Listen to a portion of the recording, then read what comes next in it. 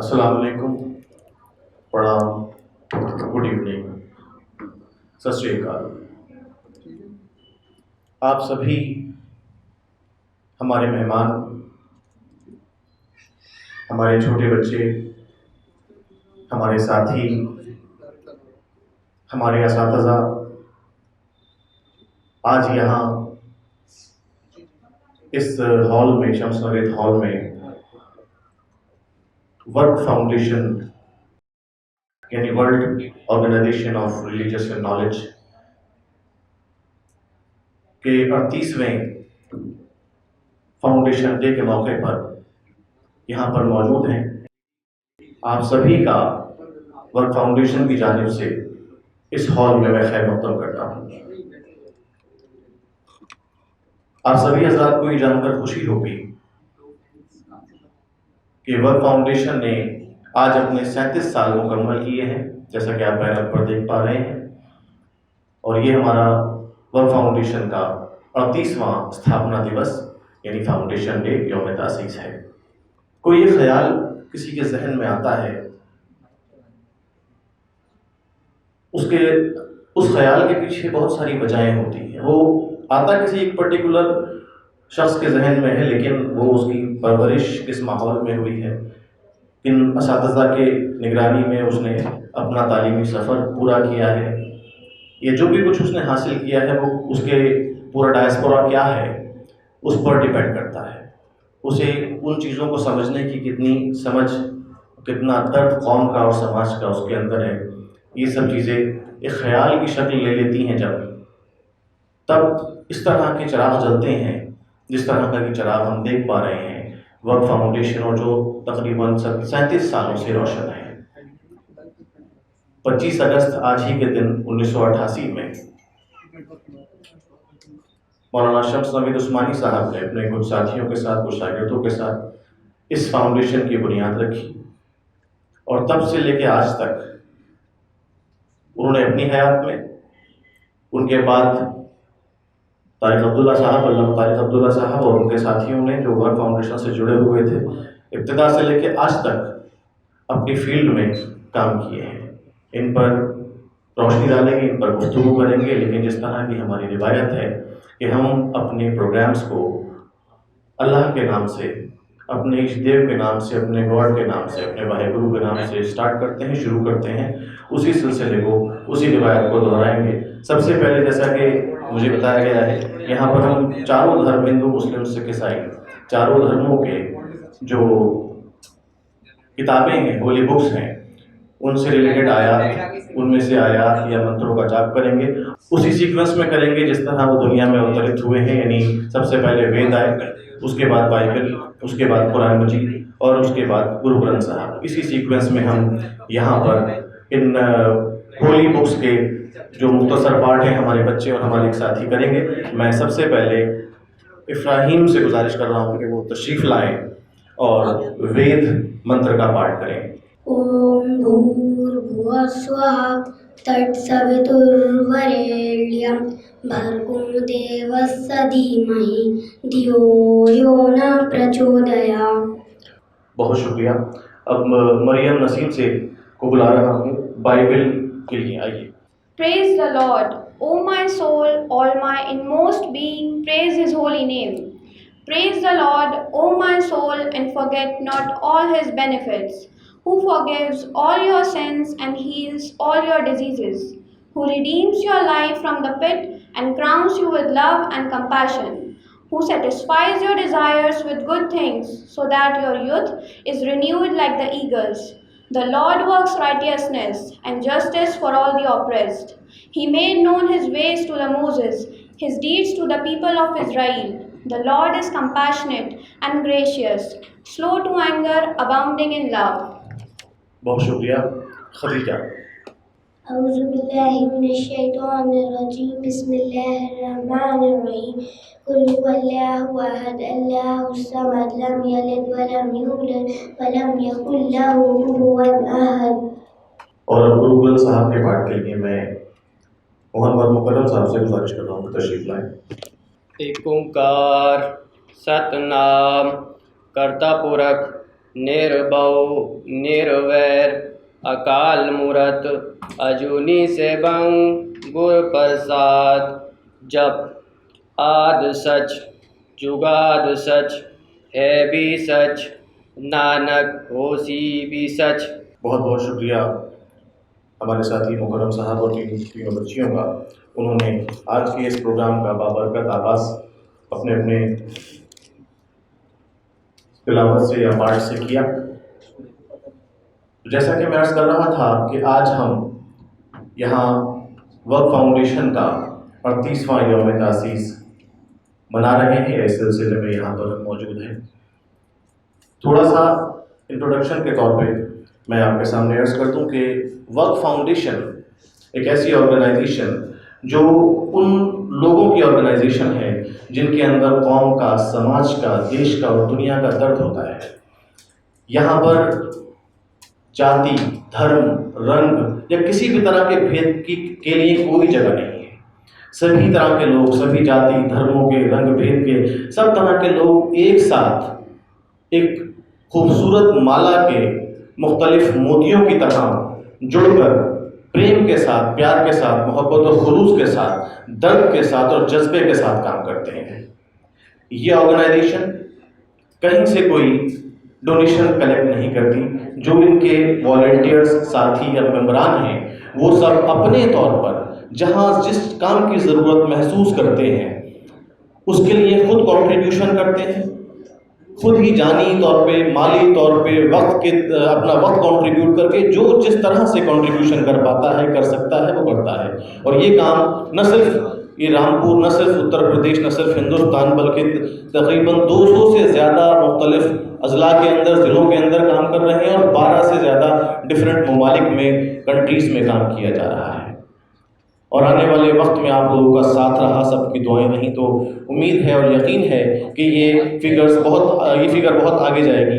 और बहुत खूबसूरती के साथ हम, जैसा कि आप यहाँ स्लोगन्स देख पा रहे हैं इस बैनर पर, हमारा पूज्य एक परमेश्वर, हमारी जाति मानव परिवार, हमारा सपना अखंड भारत, हमारा गौरव हिंदुस्तान, हमारा संकल्प युग परिवर्तन, सतयुग जब शुरू होगा भारत विश्व गुरु होगा। ये संकल्प, ये शपथ, ये प्रण, ये प्रिंसिपल जिनके हों तो जाहिर है कि उनका विज़न क्या होगा, वो चाहते क्या हैं और वो समाज को किस तरह से सेवा कर रहे हैं। जैसा कि मैंने पहले भी किया, दोहरा रहा हूँ कि ये वो ऑर्गेनाइजेशन जो कहीं से डोनेशन कलेक्ट नहीं करती। इसके मेंबरान, इसके वॉलंटियर्स, इसके साथी जो कि इस ऑर्गेनाइजेशन के हाथ पैर दिमाग सब कुछ हैं, वो ही अपने तौर पे जहाँ जिस काम के लिए ज़रूरत महसूस करते हैं उसके लिए कंट्रीब्यूट करते हैं। चाहे पैसा कंट्रीब्यूट करना हो, चाहे वक्त कंट्रीब्यूट करना हो, चाहे जिस तरह से सेवा कर सकते हैं। अलग अलग ममालिक में 200 से ज़्यादा ज़िलों में 12 से ज़्यादा मुल्कों में काम कर रहे हैं। आइए आज के इस प्रोग्राम के हवाले से जो हमने कहा कि ये, और एक और बात बताऊं कि ये जो हमारी वर्क फाउंडेशन है अपने 7 प्रिंसिपल पर काम करती है, जिसमें शांति, एकता, ज्ञान, न्याय, सहयोग, सेवा और करुणा है। इस भाव को, इस सोच को, इन प्रिंसिपल्स को शो करने के लिए कुछ हमारे छोटे बच्चों ने एक प्रस्तुति तैयार की है, एक प्रेजेंटेशन तैयार की है, वो आपके सामने आएंगे। अभी इसी गुफ्तगू के दौरान हमारे दरमियान डॉक्टर किशोरी लाल साहब, डायरेक्टर डालमिया आई हॉस्पिटल, यहाँ तशरीफ़ लाए हैं और मैं आपका बहुत बहुत खैर मक़दम करता हूँ, स्वागत करता हूँ सर। बहुत बहुत शुक्रिया, आपने समय निकाला। हमारे दरमियान हमारे 2 सीनियर उस्ताद जनाब असरार अहमद साहब मौजूद हैं और प्रोफेसर हसन अहमद निज़ामी साहब तशरीफ़ फरमा हैं और दीगर हमारे साथी असातिज़ा सब हमारी सरपरस्ती के लिए मौजूद हैं। आप सभी का यहाँ इस हॉल में वर्क फाउंडेशन के इस 38वें फाउंडेशन डे के मौके पर बहुत बहुत स्वागत है और खैर मक़दम है। आइए एक प्रस्तुति जो कि वर्क एट ए ग्लांस है, जो आप देखेंगे यहाँ पर हम वो प्रस्तुत करने जा रहे हैं। मुकर्रम साहब। अस्सलाम वालेकुम, नमस्कार, जज़ाकल्लाह खैर। अदनान साहब, आपने काफ़ी हिस्सा जो वर्क का है, जो हम करते आ रहे हैं, वो आपने बहुत अच्छे से कुछ समझाया। ये हमारी तंजीम world organisation of religions and knowledge आज अपने 38वें साल की तरफ बढ़ गई है और इन 38 सालों में अल्लामा सैयद अब्दुल्ला तारी साहब के ज़ेर नज़र और हम बहुत कुछ करते आए हैं। इतना कुछ है कि आपको बताते जाएंगे, आप सुनते जाएंगे और वक्त ख़त्म हो जाएगा, लेकिन चीज़ें ख़त्म नहीं होंगी। तो बहुत वक्त की पाबंदी है, तो कुछ चीज़ें मैं आपके सामने रखना चाहता हूँ और वो आपके सामने भी आ रही होंगी। ये तंजीम हमारी world organisation of religions and knowledge, तकरीबन हम 150 एक्टिविटीज़ हमारी ऑल ओवर वर्ल्ड होती रहती हैं जो हमारे वर्कर्स करते हैं। अल्लामा साहब ने उनको नाम दिया है वर्कर्स। आप हमारी तंजीम के लोगों को जहाँ पर भी देखेंगे काम करता हुआ पाएंगे। ऐसा नहीं होगा कि कोई तकलीफ़ हो किसी को और हमारा वर्कर निकल के जा रहा हो और उसे तकलीफ़ में छोड़ दे। तो उसके लिए कुछ ना कुछ जो भी हमसे हो सकता है वो हम करते हैं। और इसके अलावा समाज में जितनी भी जो भी हमसे हो सकता है हम करते चले जाते हैं। और तकरीबन ये कुछ 150 एक्टिविटीज़ हैं, उनकी मैं कुछ झलक आपके सामने रखना चाहता हूँ कि अलग अलग सेक्टर्स में अलग अलग जगहों पे हम क्या क्या कैसे कैसे करते हैं। कि ये पहली स्लाइड्स आपके सामने है कि एनवायरमेंटल कॉन्शियसनेस एंड प्रोवाइड। ये तंजानिया में आपको मालूम होगा कि पानी की बहुत कमी है, तो हमारे जो वर्कर्स हैं वहाँ पर बोरवेल वगैरह लगवाते हैं और बहुत उसमें नीचे जाकर वहाँ पानी आता है, फिर उसको निकालते हैं। फिर लोग इस तरीके से ये एनवायरनमेंट के लिए हम बहुत सारी चीज़ें करते चले जाते हैं। आप देख रहे होंगे गंगा की सफाई है, बोरवेल्स हैं, वाटर कंजर्वेशन के लिए हैं, प्लांटेशन के लिए है, ये सारी चीज़ें हम करते चले जा रहे हैं। दूसरा हेल्थ केयर इनिशिएटिव्स है। यहाँ बालटाल में अमरनाथ यात्रा लगती है और आप लोग देखा होगा यहाँ से बहुत सारे वर्कर्स ऐसे हैं जो जाते भी हैं कि वहाँ पर जो लोग अमरनाथ यात्रा से लौट रहे होते हैं तो बहुत बुरी कंडीशन होती है और मेडिकल फैसिलिटी इतनी अच्छी अवेलेबल नहीं होती। तो हमारे यहाँ के वर्कर्स और डॉक्टर्स अपना वक्त निकाल के और अपने पैसे लगाकर वहाँ जाते हैं, अपनी प्रैक्टिस छोड़ते हैं कुछ टाइम के लिए और वहाँ पर लोगों के लिए वो मदद करते हैं, वो मेडिकल एड प्रोवाइड करते हैं, वो सारी चीज़ें वैसे रखते जाते हैं। दूसरा कम्युनिटी आउटरीच प्रोग्राम्स होते हैं हमारे, हम लोगों में चल फिर के बात बताते हैं। जो भी फेस्टिवल्स वगैरह होते हैं कि महापुरुष इस धरती पर आए, तो हम ऐसा ना करें कि कुछ सिर्फ उनकी जन्मतिथि पर या किसी और चीज़ पर हम सिर्फ कुछ खा लें पी लें और उसे ख़त्म कर दें। ऐसा नहीं, जो ज्ञान वो हमारे लिए देकर गए थे उस ज्ञान को हम लोगों को समझाएं किसी तरह। तो ये हम ऐसा हमारे साथ रहता है।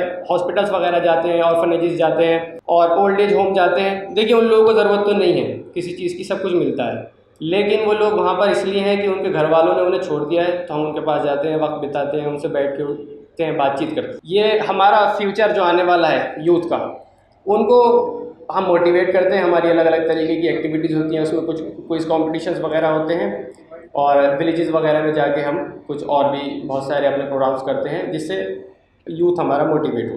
हेल्प टू डिफरेंटली एबल्ड, ये स्पेशलाइज लोग होते हैं, हम लोगों से बिल्कुल मुख्तलिफ होते हैं लेकिन स्पेशल होते हैं।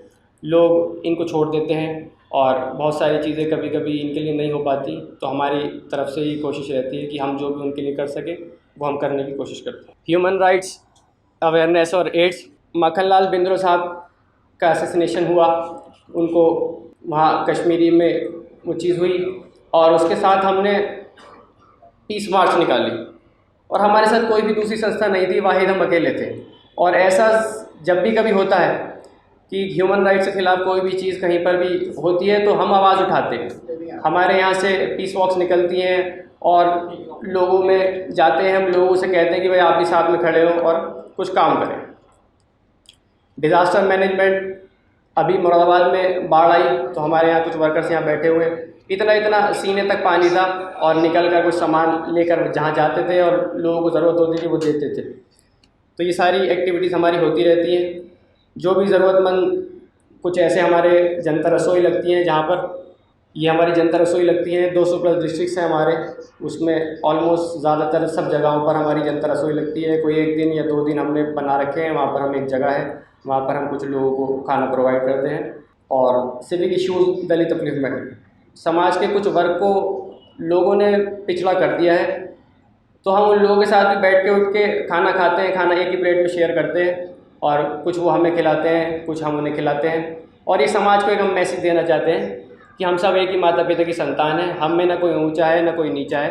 फैमिली वेलफेयर, कुछ समाज में और फैमिलीज़ में कुछ इश्यूज़ वगैरह जिन चीज़ों को होते हैं लेकर, तो उन चीज़ों पर हम निकल के काम करते हैं और उन लोगों को हम कुछ चीज़ें बताते हैं कि भाई किस तरीके से हम इन इश्यूज़ को ख़त्म कर सकते हैं। एक बहुत बड़ा सेक्शन हमारे वर्क में वर्क वुमेन विंग भी है। जो माना तो ये जाता है ना कि औरतें सिर्फ घर में रहें और घर के काम करें, लेकिन हमारे यहाँ से औरतें निकलती हैं, लेडीज़ निकलती हैं और लेडीज़ में जाकर और जो भी उनके लिए ज़रूरत की चीज़ें हो सकती हैं वो हम प्रोवाइड कराने की कोशिश करते हैं। अब वर्कशॉप्स हुई या ऑनलाइन काउंसलिंग हुई या बिल्कुल वहाँ उनके बीच जाकर कुछ चीज़ें करने के लिए हुई तो वो भी हम अपनी तरफ से करते हैं। Youth affairs and skill development, ये हमारा जो यूथ है इसके लिए भी हम बहुत सारी चीज़ें करते हैं कि उनकी स्किल्स वगैरह डेवलपमेंट हो। और एनिमल वेलफेयर, हर एक सेक्टर में वर्क लगा हुआ है, आपको कोई सा भी ऐसा सेक्टर नहीं मिलेगा जहाँ पर वर्कर्स आपको मौजूद नहीं मिलेंगे।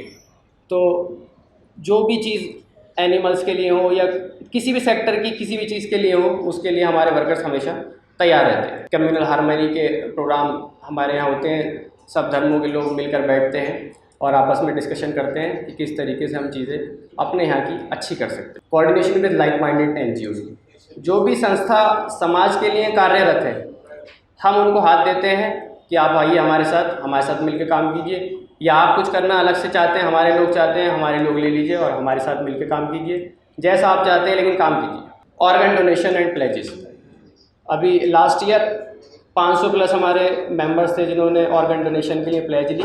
ब्लड डोनेशन कैंप्स आपने यहाँ पे देखे होंगे, हर डिस्ट्रिक्ट में होते हैं। ये हमारे कुछ चीज़ें थी जो आपके सामने रखी गई, चीज़ें बहुत सारी हैं तो वक्त की कमी है, तो मैं चाहता हूँ कि अदनान साहब आएँ और आगे की बात कंटिन्यू करें।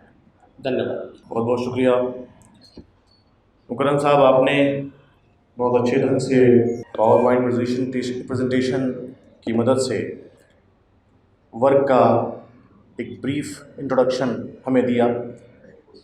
जो काम वर्क फाउंडेशन कर रही है और जो आगे करना चाहती है उसके बारे में बताया। एक बार मैं इन शॉर्ट जो मैंने नोट किया इस लेक्चर के दौरान, आपके इन्फॉर्मेशन के दौरान, कि इन्वायरमेंट, और ये अच्छी लगने वाली बात है कि इन्वायरमेंटल प्रोग्राम्स के बारे में अगर हम बात करें तो आमतौर से हमने यही देखा है कि इन्वायरमेंटल अवेयरनेस के लिए रैलियाँ निकाली जाती हैं, लेकिन ये एक बड़ी डिफरेंट सी बात है कि आप वहाँ पहुँचते हैं जहाँ पानी की कमी है, तंजानिया में आपने बताया, और वहाँ पर न सिर्फ हम रैली निकाल रहे हैं बल्कि एक प्रैक्टिकल काम भी कर रहे हैं कि वहाँ पर उनके लिए अवेलेबिलिटी ऑफ वाटर अरेंज कर पा रहे हैं और कर रहे हैं। बहुत बड़ी बात है, इसके लिए मैं मुबारकबाद देना चाहता हूँ वर्क फाउंडेशन को। हेल्थ केयर प्रोग्राम्स, ये भी, और मैंने भी 1-2 बार हुआ है मौका के अटेंड किए हैं ये प्रोग्राम, ये कैंप्स, ख़ासतौर से 12 रबीउल अव्वल को जो वर्क फाउंडेशन यौम रहमत के नाम से मनाती है। बड़ा खूबसूरत प्रोग्राम है, बड़ा खूबसूरत कैंप होता है। खूबसूरत इसलिए नहीं कि कोई आउटलुक उसका अच्छा होता है, खूबसूरत इसलिए कि ज़रूरतमंद को जो चीज़ चाहिए वो वहाँ पर प्रोवाइड कराई जाती है। यानी वहाँ पर सारे डॉक्टर्स आते हैं, उनका ट्रीटमेंट करते हैं, दवाइयाँ देते हैं, इलाज करते हैं, जो भी सजेशंस देने होते हैं वो उनको देते हैं। कम्युनिटी आउटरीच का प्रोग्राम के बारे में आपने बताया, ह्यूमन राइट्स के लिए, जनता रसोई के लिए, यानी ये सारे वो काम हैं जो प्रैक्टिकल किए जा रहे हैं, जिन पर सिर्फ बातें नहीं हो रही, जिन पर रैलियां नहीं हो रही, जिन पर सिर्फ झंडे नहीं उठाए जा रहे हैं, उन फील्ड्स में काम किए जा रहे हैं। इसके लिए मुबारकबाद है। और न सिर्फ इसमें हमारे जो भाई लोग हैं वो काम कर रहे हैं, जैसा कि आपने बताया वर्क का एक वुमेन विंग भी है, हमारी बहनें भी इसमें साथ में कंधे से कंधा मिलाकर काम कर रही हैं और हमारे वर्क के मकसद को पूरा कर रही हैं। इसी गुफ्तगू के दौरान हमारी एक गेस्ट शोभा आहूजा जी तशरीफ़ लाई हैं। मैं आपका आज के इस प्रोग्राम में यहाँ 38 फाउंडेशन डे के मौके पर शम्स नवेद हॉल में वर्क फाउंडेशन की तरफ से इस्तकबाल करता हूँ और जो हमारे वेलकम वॉलंटियर्स हैं उनसे गुजारिश करता हूँ कि आपको फूल पेश करके आपका स्वागत करें। हमारे साथ और भी लोग यहाँ जुड़े हैं, मिसेस उषा मेहंदी रत्ता जी, बबीता रस्तोगी जी, शारदा रस्तोगी जी, मिसेस विनीता सिंह जी, मिसेस संतोष अरोरा जी, मिसेस गीता खंडेलवाल जी और मिसेस अरविंद जौली जी। आप सभी का आज के इस कार्यक्रम में बहुत बहुत स्वागत है। आप सबके जितना शुक्रिया अदा किया जाए, जितना धन्यवाद किया जाए उतना कम है कि आपने सभी हजरात यहाँ जो बैठे हैं और ख़ास तौर से हमारे मेहमान, हमारे असातिज़ा और डिग्नेटरीज़ के अपना कीमती वक्त में से आपने हमें वक्त दिया और आज के इस कार्यक्रम को सफल बनाया। अब आइए मैं अपनी बात को यहीं रोकते हुए आज के इस कार्यक्रम का जो तीसरा प्रोग्राम है, जो हमारा की नोट स्पीच का प्रोग्राम है, की जो बात है, मैं बहुत अदब के साथ अल्लामा अब्दुल्ला तारिक साहब से गुज़ार हूँ कि आप तशरीफ़ लाएँ और आज के इस कार्यक्रम के मौके पर वसुधैव कुटुंबकम जिसका थीम है उसके हवाले से गुफ्तगू फरमाएँ जनाब सैयद अब्दुल्ला तारिक साहब। नमस्कार, अस्सलाम वालेकुम। यहाँ आपने बहुत से जो वर्क जिन एक्टिविटीज़ में, गतिविधियों में इन्वॉल्व है, उनके बारे में छोटी सी वीडियो भी देखी। सब कुछ तो दिखाया नहीं जा सकता। जो एक दिन की रिपोर्ट मेरे पास आती है वो मैं एक दिन में 24 घंटे में नहीं देख सकता। जितना काम जिस जगह होता है 24 घंटे में मैं देख नहीं सकता। बहरहाल जो चंद चीज़ें मैं इसके अंदर बता दूं जो कुछ अभी गुजरा था, इससे पहले कि मैं अपने टॉपिक विषय पर कुछ कहूँ। अमरनाथ यात्रा जो जाती है वहाँ उसके सर्विस के लिए हम लोग बालटाल में जब जाते हैं, हमारे बाहर से नहीं लेते। हमारी संस्था के अंदर जो डॉक्टर्स हैं, कोई हैदराबाद से है, कोई पुणे से है, उसके अंदर बड़े दूर दूर से, कहीं कोई बेंगलोर से, दिल्ली से, अलग अलग जगहों से, वो लोग जो हैं वो और दूसरे और साथ में उनके सहयोगी कार्यकर्ता वर्कर्स वो वहाँ पर पहुँचते हैं बालटाल, और वहाँ पर उनका स्टे रहता है, कैंप लगता है, फ्री मेडिसिन उनके लिए होती है, फ्री मेडिकल फैसिलिटी। तो जिस तरह की मेडिसिन की वहाँ ज़रूरत है, हमें मालूम है, उसका एक्सपीरियंस है, तजुर्बा है, वो सब वहाँ पर अवेलेबल होती है। वहाँ एक मरतबा किसी ने कहा, मैं सिर्फ ये बताना चाह रहा हूँ, एक मरतबा किसी ने कहा कि हमारे पास असल में वर्क के अंदर पूरे ऑल ओवर द वर्ल्ड और यहाँ भारत में, हिंदुस्तान में भी 10% नॉन मुस्लिम थे और 90% मुसलमान हैं। तो किसी ने एक मरतबा कहा कि ये ऊपर से वहाँ से जब वहाँ से आते हैं, अमरनाथ यात्रा से उतर कर आ रहे होते हैं, तो सब हर एक ऐसा होता है जिसे मेडिकल नीड होती है। कोई ऐसा नहीं होता कि वो उसको मेडिकल नीड ना हो। वो जब किसी ने एक बार कहा, देखा, क्योंकि हर साल जाते हैं वहाँ पर, हमारा कैंप, मेडिकल कैंप हर साल लगता है। किसी ने एक बार कहा ये सर्विस लेने वाले यहाँ पर सारे हिंदू होते, वहीं उन्हीं में से किसी ने कहा था कि सर्विस लेने वाले सारे हिंदू और ये सर्विस देने वाले सारे मुसलमान हैं। यहाँ हमारे कान में बात पड़ी तो मैंने आकर उनको कहा कि सर्विस लेने वाले सारे इंसान हैं और सर्विस देने वाले भी सारे इंसान हैं। ये इस भेदभाव को किसी जगह न करें और इस नज़र से न देखें। तो ये तो हमारा जो वसुदेव कुटुंबकम है, तो उसके सिद्धांत से अलग है, जिस पर मुझे अभी आपसे कुछ कहना है वसुधैव कुटुंबकम के ऊपर, कि हम उसके ऊपर, उसमें हम जाति के नाम से, हम धर्म के नाम से लोगों को अलग करने लगे। जब जब ग्रंथ कहते हैं कि ये एक परिवार है, ये सारी मानव जाति जब एक परिवार है, तो फिर एक परिवार में हम अलग अलग नाम क्यों लेते हैं कि ये परिवार के अंदर इस धर्म का है और ये परिवार के अंदर इस धर्म का है, जहाँ पर जिन चीज़ों की ज़रूरत सारी मानवता के, उनके मामले में ये उसके बारे में बताया भी आया। बताया टंजानिया का नाम 2-3 बार आया, उसमें तो बहुत से देशों के अंदर टंजानिया उनके मुकाबले में गरीब है, पानी की बहुत ज़रूरत है। बोरवेल की बात आपके सामने आई, हम 42 बोरवेल लगाए हैं अभी तक हमने, कोई चंदा, और वहाँ बहुत गहराई में पानी होता है, वहाँ बोरवेल लगाना मामूली बात नहीं है, इसीलिए नहीं होते, वरना तो लोग खुद वहाँ के खोद लिया करते अगर कुएँ कोई खोद सकता तो 42 लगा चुके हैं हम, किसी से कोई कंट्रीब्यूशन नहीं लेते, कोई चंदा नहीं लेते, हमारे अपने लोग सिर्फ कंट्रीब्यूट करते हैं, ना हम गवर्नमेंट से लेते हैं, कभी अप्लाई नहीं किया। हमारे जितने सोशल मीडिया हैंडल्स हैं या वेबसाइट ये थे, आपको किसी जगह कोई डोनेट का बटन नज़र नहीं आएगा, कंट्रीब्यूट करने का जो बटन किसी जगह नज़र नहीं आएगा। तो हमारे पास जो वर्कर्स जो भी आते हैं उनको पहले दिन से ये मालूम होता है या उनको बात क्लियर कर दिया जाता है, ठीक है आप बाहर रहकर सहयोग करें, लेकिन हमारे साथ आएंगे तो आपको समय भी देना पड़ेगा और पैसे भी, अपना धन भी लगाना पड़ेगा, यानी कुछ त्याग की भावना के साथ में करेंगे जब करेंगे तो ये दोनों करने होंगे। और ऐसा नहीं कि समय लगा लिया एक दिन, बीच बीच में आवश्यकता पड़ती रहेगी और ज़रूरत पड़ती रहेगी, और आप देखते रहिए कि कितनी ज़रूरतें हैं समाज में, अपनी भी पूरी कीजिए, उन लोगों की भी क्या प्रयास कीजिए जो यहाँ पर नीडी हैं और जो ज़रूरतमंद हैं। ये हर साल का हमारा एक अलग थीम होता है, क्योंकि बहुत से क्षेत्रों में हम लोग काम कर रहे हैं, तो हर साल का एक अलग थीम होता है। पिछले साल जो हमारा 37th फाउंडेशन डे था, उसका थीम था ऑर्गन डोनेशन, क्योंकि ये हमारे पास ऑब्जेक्शन, एतराज़, आपत्ति कानों में पड़ती रहती थी, लगातार पड़ते रहते थी कि मुसलमान ऑर्गन्स जो है वो लेते तो हैं, देते नहीं हैं। बात ठीक थी, यानी एतराज़ गलत नहीं था। क्यों नहीं देते? यहाँ बहुत एक बड़ा हिस्सा उनका, जो ये कह लें कि हमारे मुसलमान स्कॉलर्स हैं, इसमें हमारे भारतीय उपमहाद्वीप में, इंडियन सब कॉन्टिनेंट में, सिर्फ ये यूरोप में नहीं होता ऐसा, यूएसए के अंदर ऐसा नहीं होता, इवन अरब कंट्रीज़ के अंदर उनके फतवे हैं कि नहीं देना चाहिए, ऑर्गन डोनेट करना चाहिए, लेकिन फिर लोग इनके पीछे चलते हैं और उन्होंने ये कहा कि इस्लाम के ख़िलाफ़ है देना। भाई पूछो लेना क्यों जायज़ है? फिर वो भी हराम होना चाहिए। अगर देना अगर किसी को तुम्हारे आपने हराम कर दिया, वो उनकी बात। अब लोग सोचते हैं धर्म के मामले में, तो सोचते हैं ना कि धर्म ख़राब हो जाएगा, तो हमने उसके जवाब दिए, हमने कुरान से और हदीस से उसके जवाब दिए, जगह जगह उसे फैलाए। मुस्लिम डॉक्टर्स एसोसिएशन से हमने रिक्वेस्ट की, उन्होंने अपने ऑल इंडिया प्रोग्राम के अंदर जो मैंने उनके जवाबात दिए थे उससे, जो रिप्लाइज दिए थे कुरान और हदीस करके, कि ये सब बेसलेस है बातें, और इसमें आगे बढ़ने के बाद ये इंसानियत की बहुत बड़ी सेवा है। इससे बड़ी बात क्या होगी? तो मैं नॉर्मल बात कह रहा हूँ, यहाँ पर वो मैंने सबूत या प्रमाण नहीं रख रहा, वो कोई पेपर यहाँ पर नहीं पढ़ना है, लेकिन मैं तो दूसरे लोगों के लिए, हम आपस में हमारी फीलिंग्स के बारे में मैं उसकी मैं बात कर रहा हूँ कि इससे अच्छी बात क्या होगी कि मेरे लिए, मैंने 2016 में अपने सारे अंगदान का जो है वो प्लेज भरा हुआ था, यहाँ मैंने कार्ड डिस्प्ले मैं नहीं कर रहा हूँ, तो इससे अच्छी बात क्या होगी कि मेरे गुजर जाने के बाद मेरी आंखों से कोई देख रहा हो, मेरे गुजर जाने के बाद मेरा दिल किसी के सीने में धड़क रहा हो, मेरे गुजर जाने के बाद मेरे फेफड़े किसी और को सांसें दे रहे हो, मेरे गुर्दे कहीं और किसी के अंदर जिंदा हो, काम कर रहे हो, तो मैं तो जीवित रहूँगा, मैं जिंदा रहूँगा अपने इन अंगों के थ्रू के जरिए। तो हमने प्रेरित किया और लोगों से कहा, ख़ासतौर से मुसलमानों से कहा वक्त से, कि देखो इससे निकलो, और ये बदनामी की जो बात है ये तुम्हारी गलती है, और वो एतराज़ लोगों का जायज़ है।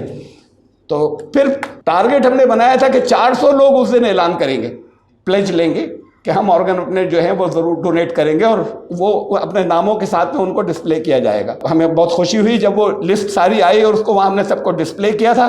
500 से ज़्यादा निकले हो जिन्होंने प्लेज किया था। तंजानिया के बोरवेल्स के बारे में शायद मैंने बताया, मुझे याद नहीं रहा बताया नहीं बताया, कि हमने 42 लगाए हैं अभी तक।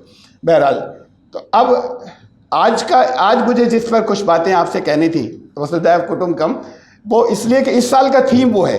इस पिछले साल का थीम ऑर्गन डोनेशन था और अंगदान, और इस साल का हमारा जो फाउंडेशन डे के ऊपर हम हर साल अलग एक थीम रखते हैं, वो वसुधैव कुटुंबकम है, कि सारी धरती, सारे इंसान, सारे मानव जो हैं वो एक परिवार हैं। ये तो बताते ही चले आ रहे हैं ग्रंथ। ये भी वसुधैव कुटुंबकम तो है, उसे हम वैदिक कहते हैं कि वो वैदिक शिक्षा है। वेदों ने और अलग अलग जगहों पे कहा था जन्म मनुजातम। वहाँ सारी दुनिया के जो है वो जो जितने भी लोग हैं, वो ये जो 14 मनवंतर हुए, उसमें जो 14 मनु हुए, उन मनवंतरों के जिनके नाम पर ये मनवंतर हुए, उसमें जो स्वयंभू मनु थे पहले, तो वो उन मनु को के बारे में कहा गया कि सब उनकी संतान है।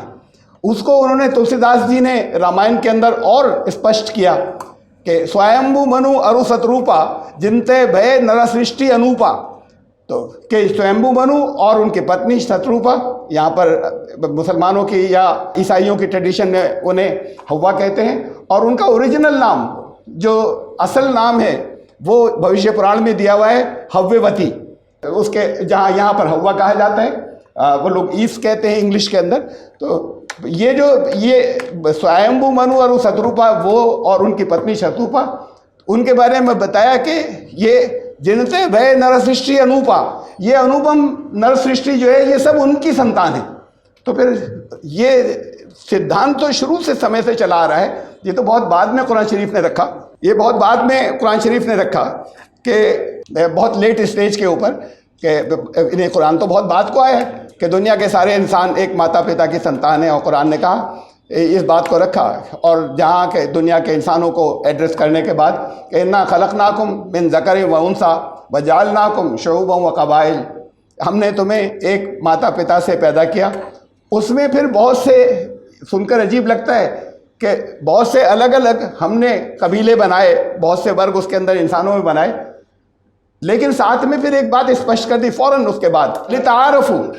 ये तो जैसे लाइब्रेरी में कैटलॉगिंग होती है, उस कैटलॉगिंग है, सब लोग एक जैसी शक्ल के हों, एक जैसे मिजाज के हों, एक जैसे कद के हों, एक जैसे स्वभाव के हों, एक जैसे रंग के हों, तो पता ही नहीं चलेगा कौन क्या है। जैसे हर इंसान अलग है, ऐसी हर जगह के रहने वाले जो हैं वो अलग पहचाने जा सकें। लाइब्रेरी के अंदर जैसे कैटलॉगिंग होती है, हमें कोई बुक चाहिए फिजिक्स की, तो फिर हम सारी लाइब्रेरी में नहीं ढूंढते, हम फिजिक्स सेक्शन के अंदर जाते हैं, उसमें ख़ास तौर से कौन सी बुक चाहिए, उस बुक का नंबर जो है वो मिल जाता है हमें। तो ऐसे ही ये कबीले, ये भी कैटलॉगिंग है, अलग अलग जैसे वहाँ सब्जेक्ट होते हैं ऐसे यहाँ, लेकिन ये कहा कि ये तो थी कैटलॉगिंग लितारफू, ताकि तुम लोग एक दूसरे को पहचान सको अलग अलग करके। लेकिन इन्ना अक्रमकुम इंदल्लाहि अत्काकुम, लेकिन ये कर्म के आधार के ऊपर, ये अगर कोई बड़ा कहलाएगा ईश्वर की दृष्टि में, तो वो कर्म के आधार के ऊपर होगा, वो जन्म के आधार पर नहीं होगा। ये बात वहाँ पर बहुत स्पष्ट कर दी। तो वही है जो परंपरा चली आ रही है, जिसको समय समय पर ईश्वरीय अवतरण अलग अलग भाषाओं में अलग अलग जगह आता है, हम मानते चले आए यही वसुधैव कुटुंबकम है। लेकिन बात इससे थोड़ा सा आगे जाकर हमें समझनी है। वसुधैव कुटुंबकम हमारे यहाँ जगह जगह एक बताया जाता रहा है, नारा आता रहा है। अभी हाल में, अभी पिछले कुछ सालों से, कुछ वर्षों से ये बात भी कहनी शुरू की हमारे यहाँ जगह जगह, पहले इतनी नहीं थी, भारत विश्व गुरु है या भारत विश्व गुरु बनने वाला है। विश्व गुरु तो था कभी, भारत है हम नहीं कह सकते, अभी कभी था, लेकिन और बहुत जो कुछ भी था जिन क्षेत्रों के अंदर भारत बहुत महान था तो महान था, मुझे यहाँ पर उसे बताने की किसी को ज़रूरत नहीं है। लेकिन बीच में क्या हुआ, क्यों कटे लोग, कैसे पीछे चले गए, उसकी भी मैं यहाँ पर बात नहीं कर रहा। इतनी बात ज़रूर है कि विश्व गुरु होगा, लेकिन ये नारा हमारा जगह जगह चलता है। लेकिन विश्व गुरु कैसे होगा, किस तरह बनेगा, उसके लिए गुरु, अभी मैं कल दिल्ली में, हमारा यही कल दिल्ली में था, मैं वहाँ पर था, आज ये यहाँ पर कार्यक्रम है फाउंडेशन डे, दिल्ली में बहुत बड़े स्तर के ऊपर था, बहुत दूर दूर से गेस्ट आए, वहाँ पर आए थे। डॉक्टर प्रोफेसर राम पुनियानी जी थे वहाँ हमारे गेस्ट के अंदर, तो और वहाँ पर हमारा एक डिस्कशन पैद भी था जिसमें वो पैनलिस्ट थे। तो उन्होंने ये कहा, और बड़े वैलिड क्वेश्चन है जो मैं कहता रहा हूँ अपनी स्पीचेज में पहले भी, लेकिन उन्होंने ये बात वहाँ कही और पब्लिक से पूछा, मैं कहना शुरू कर दूं कि मैं गुरु हूं, मुझे गुरु मानो, क्या बात ये वैलिड है, या लोग कहना शुरू कर दें कि आप तो गुरु हैं? तो जब दुनिया कहने लगे कि आप गुरु हैं, होगी पुरानी बात, तब हम गुरु होंगे, बजाय इसके कि हम दावा करें कि हम गुरु हैं। तो फिर कुछ हमें अपने यहाँ ऐसी तब्दीली लानी होगी, हमें अपने यहाँ पर कुछ ऐसे परिवर्तन लाने होंगे कि दुनिया पुकार उठे कि ये गुरु हैं। तो विश्व गुरु तो तब होगा हमें आर्थिक तरक्की से, अर्थव्यवस्था की उन्नति से, उस विकास से कोई गुरु नहीं बन जाता, वरना कभी जापान हुआ करता, कभी जर्मनी हुआ करता, कभी यूएसए होता। हथियारों से पावरफुल हो जाने से, दूसरे मुल्कों के ऊपर, दूसरे मुल्कों को, दूसरे देशों को भयभीत कर देने से कोई गुरु नहीं होता। ये होता तो यूएसए होता, रशिया होता, अगर गुरु होता तो। जो आध्यात्म हमारा था, जो हमारा यहाँ पर कैरेक्टर था, जो हमारा किरदार रहा, और वो चीज़ें कि जो दूसरों के लिए ऐसी बने जो आदर्श हों, जब वो चीज़ें हमारे अंदर नज़र दूसरों को आएंगी तो खुद ब खुद हम गुरु होंगे। गुरु ज़रूरी थोड़ी कि गुरु सामने से देखने में कोई बड़े हथियारों से शक्तिशाली हो या उसके पास पैसे बहुत हों। कितने पैसे वाले गुरुओं के आगे माथा टेकते जाके उनके पैर छूते हैं। तो वो बड़ी अच्छी बात है कि हमारे, अगर ये व्यवस्था अच्छी होगी तो अच्छी जब व्यवस्था होगी तो खुद ब खुद ताकतवर हम, शक्ति तो हम बनते चले जाएंगे, लेकिन शक्तिशाली बनने से गुरु नहीं बनेंगे। ये विश्व गुरु केस की बात थी। एक और जो विषय है वो इससे जुड़ा हुआ है, और वो विषय सतयुग का। अरे भारत विश्व गुरु कभी था तो जब सतयुग था, भारत विश्व गुरु कभी होगा तो जब सतयुग होगा, जब सतयुग आएगा। ये यहाँ के, हमारे यहाँ के लोग तो इन टर्मिनोलॉजीज को जानते हैं या समझते हैं, अभी बाहर के लोग तो समझते भी नहीं। और सतयुग की बात भी हम बहुत सुनते रहे, जगह जगह इधर पिछले कुछ वर्षों से जगह जगह कुछ सर्किल से, कुछ हलकों से ये बात आती रही कि बस सतयुग की तरफ हम बढ़ रहे हैं। सतयुग तो हमारा विश्वास है आएगा, इसलिए कि सतयुग के बारे में वेदों ने कहा कि सतयुग आएगा, बहुत से ग्रंथों ने कहा कि सतयुग आएगा। सतयुग आ चुका, वो सतयुग एक बार आया। यहाँ की बात है, हमारे ग्रंथों के अंदर लिखा हुआ है, शास्त्रों में लिखा है कि रामचंद्र जी का जो समय था, राम राज्य, ये भी फिर उसी के साथ जुड़ा हुआ है कि राम राज्य था जिस वक्त वो सतयुग था। यानी रामचंद्र जी चाहे त्रेता में आए हो, लेकिन वो दौर जो था वो बिल्कुल सतयुग था। वो सतयुग तब होगा जब पहली चीज़, जब सत होगा। ये तो साथ में चल रही है। अगर सियासी लोग, चाहे वो जिधर के हों, चाहे जिस पार्टी के हों, कोई पक्षपात नहीं, लेकिन अगर वो झूठ पर चल रहे हैं और लोगों को झूठ जो है वो परोस रहे हैं, तो खुद अगर झूठ परोस रहे हैं लोगों को, और जगह जगह हर स्तर के ऊपर, बिजनेस के अंदर, कारोबार के अंदर जगह जगह झूठ है, जगह जगह आपस के व्यवहार में झूठ है, घरों के अंदर झूठ है, तो जब तक सत्य नहीं होगा तो फिर सतयुग कैसे आएगा? तो पहले तो सत्य लाना होगा ना, अपने घरों के अंदर भी लाना होगा, अपनी मान्यताओं के अंदर भी लाना होगा, अपने व्यवहार में भी लाना होगा, अपने कारोबार व्यवसाय के अंदर भी सत्य लाना होगा, और तब हम गुरु बनेंगे, दूसरे लोग हमें देखेंगे, और तब यहाँ पर सतयुग आएगा। अब सतयुग के अंदर था क्या, या उस राम राज्य के अंदर क्या था, ये सब आपस में जुड़ी हुई हैं एक दूसरे से। तो उस राम राज्य के अंदर क्या था तो उसके अंदर तुलसीदास जी ने लिखा, दैविक दैहिक भौतिक तापा, राम राज नहीं काहुई व्यापा। किसी तरह की कोई न तो अंदरूनी किसी तरह की आध्यात्मिक, कभी मानसिक, कभी शारीरिक कोई रोग, किसी को कोई रोग नहीं था उसके जो रामराज यहाँ पर था, जब रामराज यहाँ स्थापित हुआ था। सब नर करें परस्पर प्रीति, सब नर जितने थे इंसान, जितने मानव थे, उनमें आपस में प्रेम भाव था, मोहब्बत थी उनके अंदर, द्वेष नहीं था, एक दूसरे से ऊंचा उठने की, किसी को गिराने की बात नहीं थी, नीचा गिराने की बात नहीं थी। ये हमारे सामने प्रमाण रखें।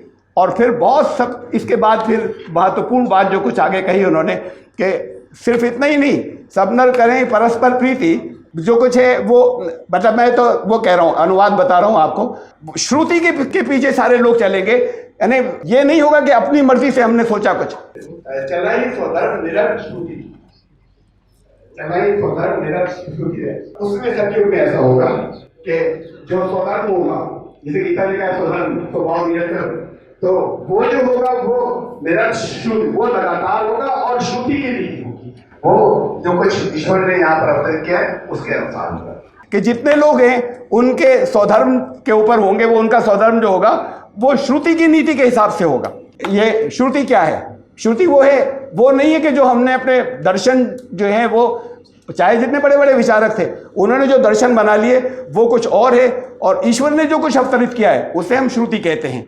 तो जो कुछ ईश्वर ने अवतरित किया, जैसे यहाँ पर जो बड़ी संख्या में लोग हैं, उस परंपरा के अंदर वेद श्रुति थे। वेद श्रुति कितने हमारे वो लोग हैं जो अपने आप को सनातन धर्मी कहते हैं, उनके घरों के अंदर वेद होते हैं। जब घरों के अंदर वेद नहीं होते, अगर हो तो कितने उसका पाठ करते हैं? अगर रखे भी हो तो पाठ कितने लोग करते हैं? अगर कोई पाठ करता हो तो कितने लोग उसका अर्थ जानते हैं, अगर पाठ करते भी हो तो? मैंने अध्ययन किया है, एक नहीं, मैंने उसके 4 भाष्य जो है वो पूरे पढ़े हैं, अक्षरशः पढ़े हैं मैंने। मैं आस्था रखता हूँ, तो सनातन धर्मी मैं हुआ या सनातन धर्मी वो हुए जो अपने आप को सनातन धर्मी कहते हैं? जब तक कोई मुसलमान नहीं हो सकता जब तक वो कुरान में पूरा विश्वास नहीं रखे और जाने नहीं कि कुरान क्या कह रहा है। अब यहाँ पर जो बहुत सी तरह जगह जगह जो बदनाम होते हैं जिन बातों के ऊपर, वो सारी वो हैं जो सिखाई गई हैं, वो इस्लाम नहीं है। इस्लाम से अलग कुछ और है जो कुछ वो रखते हैं, कुरान से अलग है, कम से कम उनका जीवन कुरान के अनुसार नहीं है, अनुकूल नहीं है। ऐसे ही जो लोग अपने आप को सनातन धर्मी कहते हैं, उनका जीवन सनातन धर्म के अनुकूल, उसके वेदों के अनुकूल नहीं है। और मैं माफ़ी चाहता हूँ अपने यहाँ जो सिख भाई हैं, अवतार सिंह जी, माफ़ कीजिएगा आपसे, तो इसके ऊपर बहुत कभी चर्चा हुई हो सकता है, हुई हो, कि अभी 500 साल कुल पुराना एक जो गुरु नानक देव जी आए और उन्होंने एक यहाँ पर एक इनकलाब लाए विचारों के अंदर, और जो कुछ उन्होंने प्रस्तुत किया, हमारे सिख भाई जो हैं माथा तो टेकते हैं, बहुत ऊपर तो रखते हैं, सड़कें तो धोते हैं ले जाते वक्त, लेकिन पूरा पाठ जो है नित्य नेम तो हो जाता है, रोजाना होती है, अरदास होती है, नित्य नेम तो हो जाता है, ज़रा सा हिस्सा है वो याद कर लिया, वो जब रोज़ सुनते हैं तो याद भी हो जाता है। लेकिन ऐसा हो कि थोड़ा थोड़ा सा रोज़ पाठ कर लिया करें, पूरे का समझकर पूरे का पाठ कर लिया करें, ये ऐसा कोई नहीं करता। ये तो नंबर तब आता है जब किसी की मृत्यु हो जाती है, तो फिर अखंड पाठ करने के लिए किसी को बुला लिया जाता है, ज्ञानी जी आते हैं, अखंड पाठ करके चले जाते हैं कि हाँ भाई उन्होंने अखंड पाठ कर दिया। ऐसे ही पंडित आते हैं, ऐसे ही मौलवी साहब जो आते हैं, वो कुरान ख़त्म किया जाता है जगह जगह। तो अब तो इसको ये बना लिया गया कि किसी की मृत्यु होगी तो वो अखंड पाठ हो जाएगा, कुरान खानी हो जाएगी, और इस बाकी लोगों को अपने जीवन से कोई मतलब नहीं कि इसकी ये क्या कह रही है। तो कैसे सतयुग होगा, कैसे विश्व बंधुत्व ये आएगा? तो ये ग्रंथों के माध्यम से आएगा, जबान से कहते रहते हैं और नारे देते रहते हैं, उसकी सीक्वेंस वो मैं बता दूं, सिर्फ सामने रख दूं। सत्य यहाँ पर आएगा पहले, अपने यहाँ, जब हमारे यहाँ अपने आएगा सत्य, तब सतयुग यहाँ का होगा शुरू, तब यहाँ पर रामराज्य स्थापित होगा। वो रामराज जिसमें कोई कष्ट में नहीं होगा, जिसमें कोई, सब एक दूसरे से प्रेम करते होंगे, जिसमें सब श्रुति के अनुसार चलते होंगे, तब ये होगा। तब हम विश्वगुरु बनेंगे, दुनिया हमें फिर पुकारेगी, हम यहाँ से निकलकर इसको, सारी दुनिया को यहाँ से मार्गदर्शन करेंगे, तब वो मार्गदर्शन हमसे लेंगे। फिर वहाँ पर मार्गदर्शन उनके लेने के बाद फिर वहाँ पर सतयुग आएगा, फिर वहाँ पर रामराज की स्थापना होगी। तो पूरे विश्व के अंदर रामराज की स्थापना होगी। अब ये अलग अलग लोग हिंदुओं की बातें कर रहे हैं, मुसलमान कहते हैं हमसे कि आप हिंदू धर्म की सारी बातें कर रहे हैं कि ऐसा होगा। भाषा बदल जाती है, लोग परेशान होते हैं। सतयुग, सत कहते हैं, अरबी में कहते हैं हक, युग कहते हैं दौर ज़माना, दौर हक। अब मैं दौर हक कहूँ तो खुश हो जाएंगे, सतयुग कहूँ तो कहेंगे कि ये तो किसी और धर्म की बात कर ली आपने। ये ऐसे ही है कि किसी ने अपना, किसी का नाम है नूरुल हक। अब नूर जो है उसे कहते हैं प्रकाश, हम संस्कृत में या हिंदी के अंदर, और हक कहते हैं सत को। सत प्रकाश हिंदू होगा, नूरुल हक मुसलमान होगा। सत प्रकाश कोई मुसलमान क्यों नहीं हो सकता और नूरुल हक कोई हिंदू क्यों नहीं हो सकता? भाषाओं के ऊपर बात चल रही है सारी, और समझ रहे हैं कि अलग अलग धर्मों की बातें, अगर जहाँ पर भाषा बदल रही है, इसकी वजह से हमारी इन भाषाओं की वजह से भी अर्थ बहुत एक दूसरे के साथ में दूरी हो गई। तो ये सतयुग की बात है। इसी राम राज को किंगडम ऑफ गॉड जो है वो क्रिश्चियंस कहते हैं, इसी राम राज को किंगडम ऑफ गॉड वो कहते हैं, और इसी राम राज को हुकूमत इलाहिया मुसलमान कहते हैं। तो फिर इसके अंदर ये खाली सिर्फ एक भाषा बदल रही है और परेशान हो रहे हैं। बात तो ये है कि सत होगा, बात तो ये है कि प्रेम होगा, एक दूसरे के सहानुभूति होगी, हमदर्दी होगी, ये थीम एक है, उसका नाम भी एक है, उस नाम की भाषाएं अलग अलग हैं। तो ये बंधुत्व जो है, ये बंधुत्व कहलाता है जिसके अंदर फिर सचमुच वो स्पिरिट पैदा हो जाए, वो रूह और वो आत्मा पैदा हो जाए कि हम सब एक दूसरे के भाई हैं और ये मानव परिवार है। ये फिर इसी बात को बिल्कुल इन्हीं शब्दों के अंदर पैगम्बर हज़रत मोहम्मद सल्लल्लाहु अलैहि वसल्लम ने कहा था, अल खल्क़ु यालुल्लाह, ये पूरी सृष्टि जो है, ये जितने मानव जाति है, यालुल्लाह, ये अल्लाह का, ईश्वर का परिवार है। यही तो था जो कहा गया था वसुधैव कुटुम्बकम, कि उसका परिवार है, ख़ानदान है। परिवार के अंदर कोई होता है तो उसको कोई तकलीफ़ पहुंच जाए, बाकी लोग बेचैन हो जाते हैं, डॉक्टर को दिखाएं, खुद कुछ करें, दवा दें, सर में दर्द है सर दबा दें, जब तक कोई देखने के लिए आए। परिवार को पहचानते नहीं परिवार के लोग। एक्सीडेंट हो गया, वहाँ फिसक रहा है, तड़प रहा है, लोग वीडियो बना रहे होते हैं। अब इससे पहले तो ये होता था, अब तो ये इस जगह तक आ गए। इससे पहले तो ये होता था कि निकल जाते थे कहीं हम भी ना फंस जाएं, खाली निकल जाते थे, उसका वीडियो बना रहे होते हैं। महिलाओं के साथ में कुकर्म हो रहा है, खुलेआम सड़क के ऊपर हो रहा है, लोग वीडियो बना रहे होते हैं, बजाय बहन को अपने बचाने के लिए, अपनी परिवार की कोई स्त्री है उसको बचाने के लिए। कहीं अगर तुम्हारे परिवार की कोई हो तो क्या तुम ऐसा करोगे कि खड़े होकर वीडियो बनाओगे? तो तुमने परिवार समझना छोड़ दिया। तो दर्द निकल गया। ये इस दर्द को वापस लाने के लिए ये खाली ज़बान से नहीं होता, ये सुनने से भी नहीं होता, हमें कुछ त्याग करना होता है। बगैर त्याग के कुछ नहीं होता। एक बच्चा पैदा होता है, जन्म लेता है, उसके पीछे कितना बड़ा त्याग होता है, माँ का कितने समय का त्याग होता है। उसकी अपनी सारी दिलचस्पियाँ, अपनी सारी रुचक छोड़ देती है, जो डाइट पसंद है वो उसे छोड़ना पड़ता है, कितनी तकलीफ़ें उठानी पड़ती हैं। तो ये थोड़ी कहती है कि इसे हटाओ, ये क्या मुसीबत आ गई, इसको ख़त्म करो। तो ये त्याग के बगैर तो एक जान जिंदगी यहाँ पर दुनिया के अंदर नहीं आती। यहाँ ये मुर्दा हो गई, ये सब मृतक हो गए, दुनिया जो है इस वक्त जिंदा नहीं है। इसको दोबारा जान देनी है तो कुछ त्याग करना होगा, बिना त्याग के नहीं होगा। हम बैठकर खाली बातें करते रहें, ये तो बड़ी बुरी बात है कि लोग खाली वीडियो बनाते हैं, यहाँ पे वीडियो बना बना के पोस्ट किया करते हैं ऐसी चीज़ों की, और ये बातें करते रहें, इंटेलेक्चुअल डिस्कशन करते रहें। निकल कर कुछ करना होगा। हम इस बात के ऊपर हम ईश्वर को धन्यवाद अर्पित करते हैं कि हमारे कार्यकर्ता, हमारी तो पहली शर्त ये होती है कि निकल कर करना होगा, कुछ त्याग करना होगा, अपना धन भी लगाना होगा, अपना समय भी लगाना होगा, और वो हम करते चले जा रहे हैं। बहुत बहुत शुक्रिया, बहुत बहुत धन्यवाद। अस्सलाम वालेकुम, नमस्कार, सत श्री अकाल। इस युग में चारों ओर अंधकार है, इसके मन में दुख, अकेलापन और निराशा है। ये सोचती है कि इसकी सुनने और समझने वाला कोई नहीं, लेकिन जीवन में ऐसे मूल्य भी हैं जो अंधकार को मिटाते हैं, जो टूटे मन को सहारा देते हैं और जो हर इंसान को जोड़कर एक परिवार बनाते हैं। यही है हमारे वर्ग के मूल्य। शांति, जो मन को सुकून देती है। एकता, जो सबको एक डोर में बांधती है। सहयोग, जो सबको साथ मिलकर आगे बढ़ना सिखाती है। सेवा, जो निस्वार्थ भाव से सबका भला करती है। ज्ञान, जो अंधकार में रास्ता दिखाती है। न्याय, जो हर किसी को उसका हक दिलाती है। करुणा, जो दुख को समझती है और दिल को अपनापन देती है।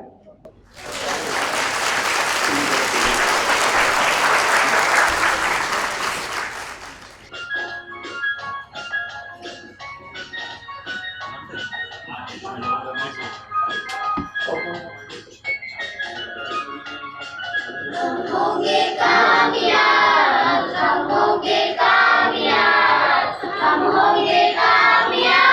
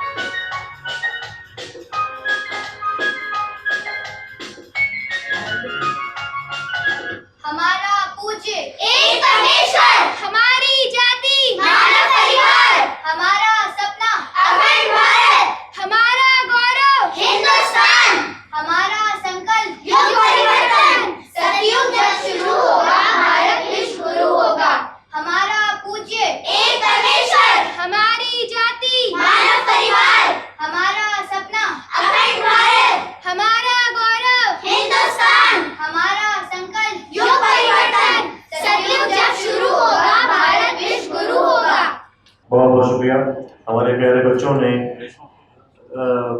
अपने प्रस्तुति के माध्यम से बहुत अच्छा मैसेज दिया, और जो हमारे साथ प्रिंसिपल हैं, वर्ग के साथ प्रिंसिपल हैं, उनके बारे में उनका एक प्रेजेंटेशन आपको दिया।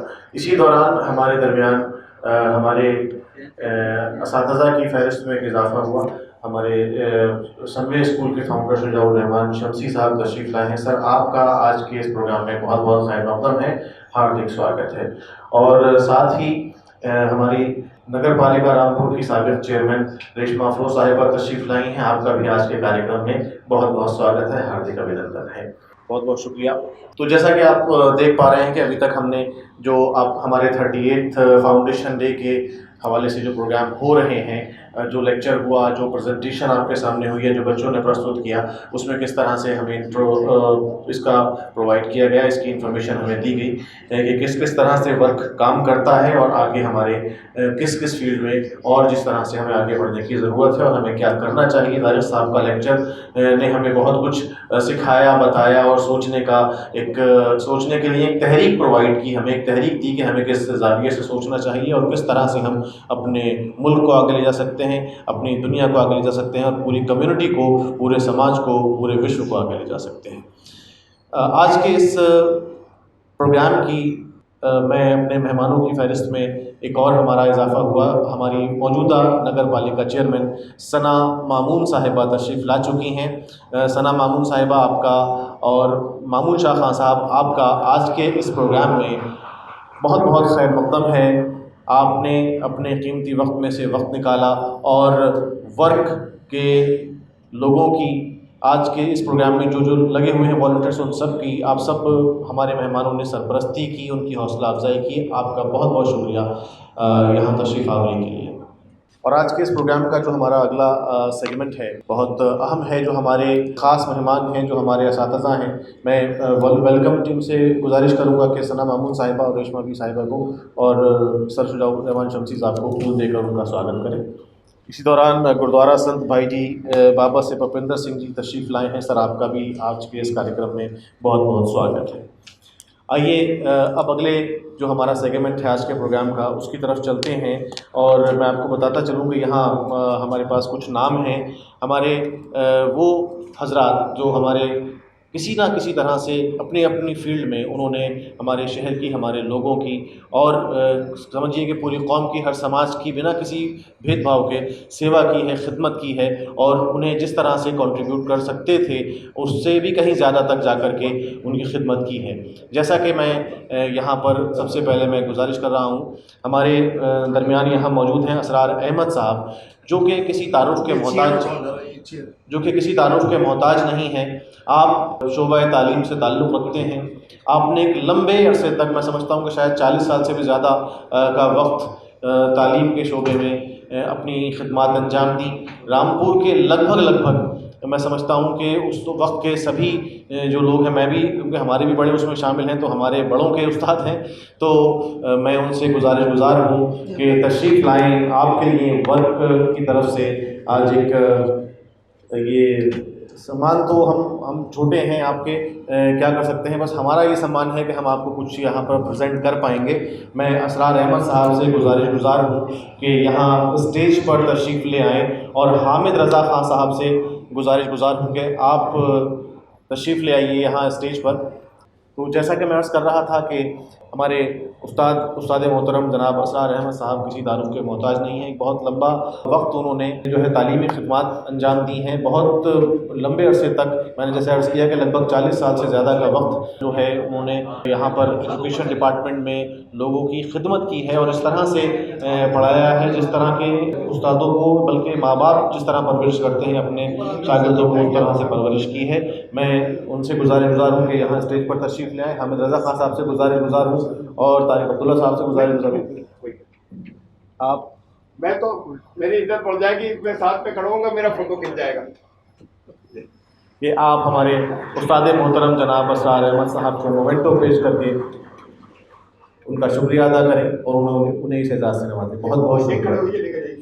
मैं हमारे उस्ताद मोहतरम असरार अहमद साहब से गुज़ार हूँ कि कुछ अल्फाज से हमारे वर्कर्स और हमारे सभी जो मेहमान हैं उनकी हौसला अफजाई और मार्गदर्शन फरमाएं।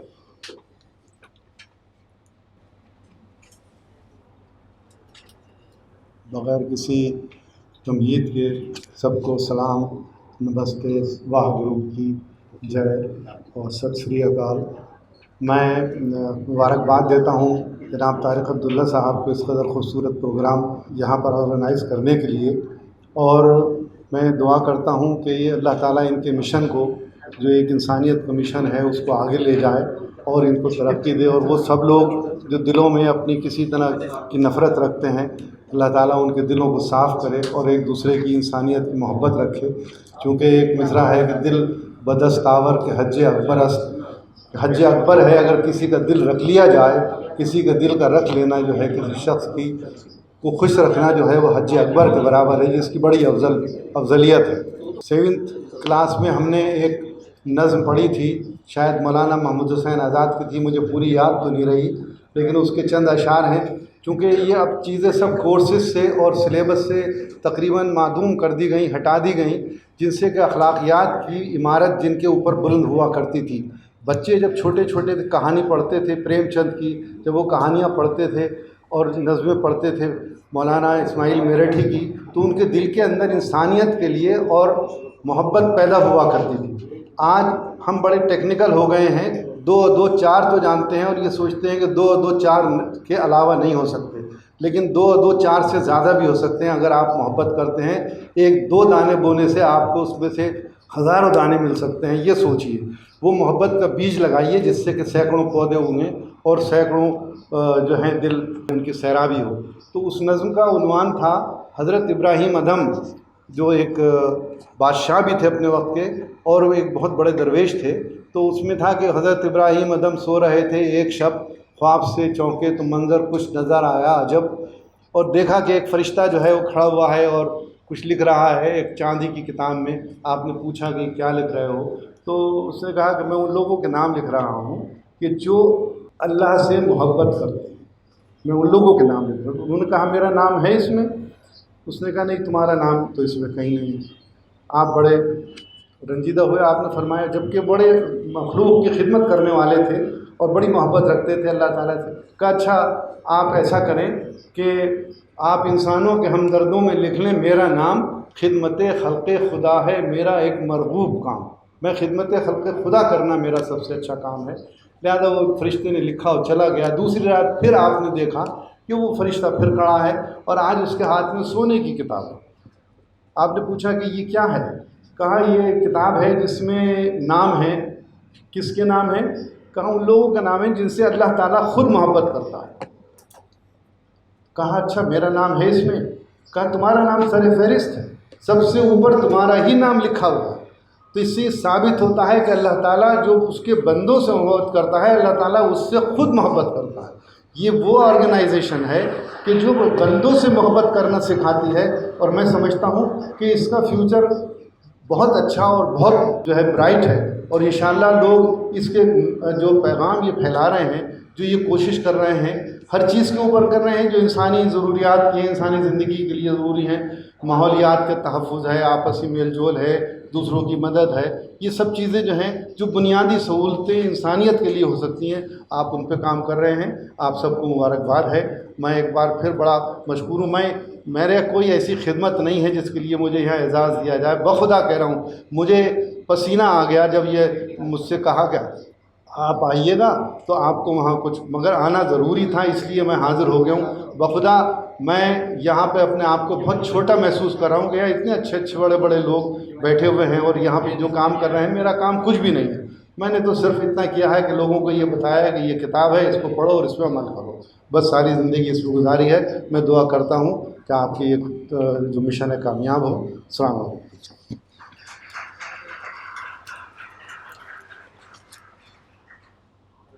बहुत बहुत शुक्रिया सर। ये आपका बड़ापन है कि आप फरमा रहे हैं कि आपका कोई काम नहीं है, खैर ये तो माशरा जानता है। और आइए अब मैं अपने अगले मेहमान की तरफ रुख करूं और ये बताऊं कि किस तरह अंधेरी ज़िंदगियों में रोशनी भरने का काम उन्होंने किया है। नाम डॉक्टर किशोरी लाल साहब का, कि उन्होंने तकरीबन 64,51,814 पेशेंट देखे, रिफ्रैक्शन किए तकरीबन 13,21,772, ऑपरेशन किए तकरीबन 2,85,704। इस तरह से और रामपुर का ये पहला आई बैंक यहाँ पर कायम किया। आप यहाँ तशरीफ़ ले आएँ और मैं गुजारिश कर रहा हूँ मुसर्रत परवेज़ साहब से कि आप तशरीफ़ लाएँ सर को एजाज़ के तौर पर मोमेंटो पेश करने के लिए। आपने 28 जुलाई 1964 को ये हॉस्पिटल डालमिया हॉस्पिटल ज्वाइन किया और 1958 में ये हमारा जो डालमिया हॉस्पिटल है जिसने काफ़ी अंधेरी ज़िंदगियों में रोशनी भरने का काम किया है, तब से ये खिदमत कर रहा है। और आप सभी लोग जानते हैं डॉक्टर किशोरी लाल साहब को किसी तारुफ के मोहताज नहीं है। OPD ऑपरेशन ये सब तो किए हैं, उसके अलावा जो सोशल वर्क के काम हैं उनमें भी आप बहुत इंटरेस्ट लेते हैं, बहुत आगे आगे रहते हैं। बहुत बहुत शुक्रिया। आप देख पा रहे हैं कि थोड़ा सा उनकी कमज़ोरी की भी हालत है, लेकिन वो उन्होंने हमारी दावत को कबूल किया, उसके लिए हम उनके शुक्रगुज़ार हैं। अपना कीमती वक्त हमें दिया, इसके लिए हम उनके शुक्रगुज़ार हैं। बहुत बहुत शुक्रिया सर। जी बिल्कुल सर, आपसे 1 मिनट के लिए मुखातिब होना चाहते हैं। मैं उनसे गुजारिश कर रहा हूँ कि बिल्कुल तशरीफ़ लाएँ और हमारी हौसला अफजाई फरमाएँ। तारिक साहब, बहुत बहुत आपका थैंक्स। सबसे पहले तो मैं परमात्मा से, खुदा से, ऊपर वाले से ये दुआ करता हूँ कि जैसे मैंने तारिक साहब को जब हम लायंस क्लब में थे वैसे ही आज भी पाया। बहुत दिनों के बाद मुलाकात हुई और मैं दुआ करता हूँ कि जिनको इनके पैगाम इन्होंने दिए हम लोगों को, अब ख़ास करके आज के टाइम में वो सब इसको याद करें और उसी नक्शो कदमे पे चले। और मैं ये भी दुआ करता हूँ कि इनकी उम्र बहुत ज़्यादा लंबी हो जाए ताकि ये हम लोगों को और शिक्षा देते रहें, हम लोगों को अच्छा मार्ग पर चलने के लिए ये हमें सब सिखाते रहे, क्योंकि आज के टाइम में बहुत ही बुरा हाल है। और मैं ज़्यादा डिटेल में तो नहीं जाऊंगा क्योंकि टाइम काफ़ी हो गया, लेकिन मैं ये ज़रूर कहूँगा कि रामपुर में जब मैं 64 में आया, 60 साल हो गए, मुझे रामपुर इतना पसंद आया कि असली हिंदुस्तान हमारा रामपुर है।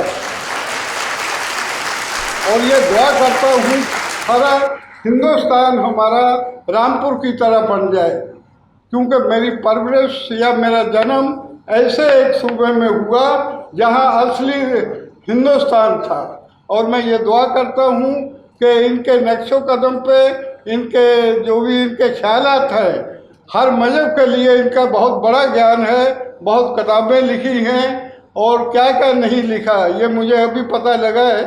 तो मैं फिर एक दफ़ा फिर आपके और आपके वर्कर्स का, खास करके जो इतनी दूर जाकर सेवा करते हैं, उनको भी मैं धन्यवाद देता हूँ, शुक्रिया करता हूँ और उम्मीद करता हूँ कि आने वाले दिनों में भी आप इसी तरह काम करते रहेंगे और हमारे दिलों में जो भी कोई गलतफहमी है वो दूर करते रहेंगे। Thank you.